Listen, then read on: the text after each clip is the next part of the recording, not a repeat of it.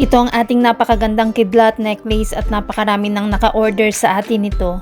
Ang nasa video ay 56.25 grams. Ang lahat ng jewelry natin ay 24K Korean gold na bibenta at nasasangla at lahat ito ay may authentication card. Napakaganda ng kidlat necklace na to kaya maraming lalaki ang umu-order sa atin ito.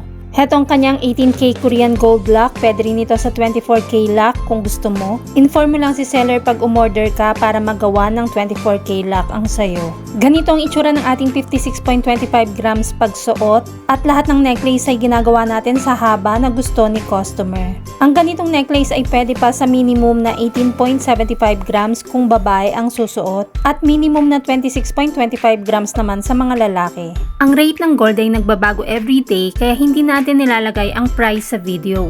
Kung gustong malaman ng updated price, mag-inbox kay Michelle Yu sa Facebook or follow Mabenta KR Jewelry sa YouTube or TikTok channel.